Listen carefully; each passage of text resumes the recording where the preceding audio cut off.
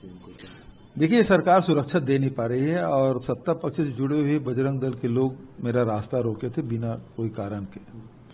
उस पर कोई कार्रवाई पुलिस ने की नहीं और इसीलिए जिला कांग्रेस कमेटी के साथियों ने 48 घंटे का नोटिस दिया था कि आप इसे गिरफ्तार करें, अन्यथा हम लोग भिलाई 3 पुरानी भिलाई की जो थाना है उसको घेराव करेंगे। थाना घेराव और वहां धरना प्रदर्शन की सूचना भी एसडीएम को दे दिया गया था और जो सबको सर्कुलेट हुआ था। उसके बावजूद भी एसपी का ये कहना कि अनुमति नहीं थी, इससे सरासर झूठ और दूसरा नहीं हो सकता, जबकि वो कॉपी मैंने मीडिया को दिखा भी दिया।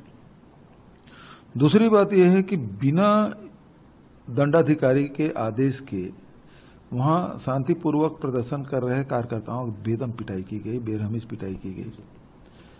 तो मुख्यमंत्री जी कहते हैं कि कानून का राज चलेगा, तो कानून के हिसाब से काम करिए, क्योंकि बिना दंडाधिकारी के आदेश के लाठीचार्ज हुआ तो संबंधित जो अधिकारी है उनके खिलाफ एफआईआर होना चाहिए जिन्होंने मारपीट की, और जो संबंधित अधिकारी है, जो दोषी अधिकारी के खिलाफ कार्रवाई होनी चाहिए। और अभी 150 लोगों के खिलाफ अपराध पंजीबद्ध कर दिया, और जो टेंट माइक वाले हैं उसका गरीब लोगों का वो सामान जब्त कर लिए हैं। मतलब मानसिक स्थिति ठीक नहीं लगता वहां के एसपी का, बौखला गए हैं।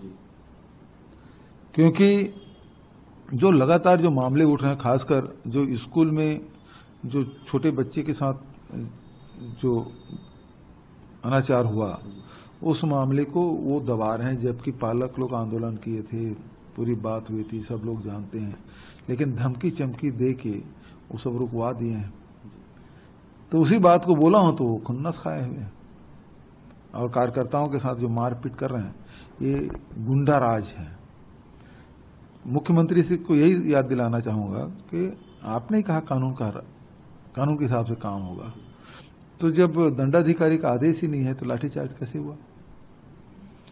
और जब आपको सूचना दे दी गई थी तो फिर टेंट और माइक को जब्त क्यों कर लिया आपने? वो किराएदार, गरीब आदमी उसके टेंट माइक को जब्त बना रहे हैं, तो आपके कंट्रोल में है कि नहीं है? सबसे बड़ी बात तो यही, कोई कंट्रोल में नहीं। तो उसी मामले में मैंने पत्र लिखा है। सर, पहले आपके कारकेट को रोका गया, उसके बाद प्रदर्शन किया तो उन पे लाठीचार्ज हुआ। क्या देखते हैं किस तरह का स्थिति ये बनता जा रहा है और अगला स्टेप आप लोग क्या होगा? देखिए भाई, लोकतंत्र में विपक्ष को अपनी बात कहने का अधिकार है। शांतिपूर्वक बात कर रहे हैं तो उसके बाद बर्बरतापूर्वक लाठीचार्ज करना, तो ये तो बताता है कि आप विरोध को बर्दाश्त नहीं कर सकते। दूसरी बात, सुरक्षा सरकार ने दी है, प्रोटोकॉल जारी हुआ, उसमें भी आप सुरक्षा नहीं दे सकते। भारतीय जनता पार्टी की सरकार थी जब जीराम जैसी घटना घटी, जिसमें हमारे प्रथम पंक्ति के नेता सब शहीद हो गए।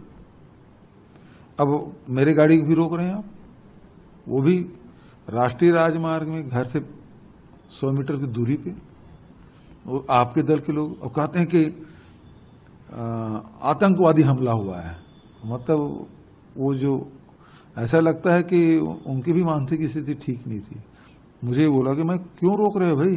बोले आतंकी हमला हुआ है। मैं बोला सरकार आपकी है, थाना बगल में है, जाकर वहां बात करो, मुझे क्यों रोक रहे हो? तो वहां फिर धक्का मुक्की, गाली गलौज सब शुरू हो गया।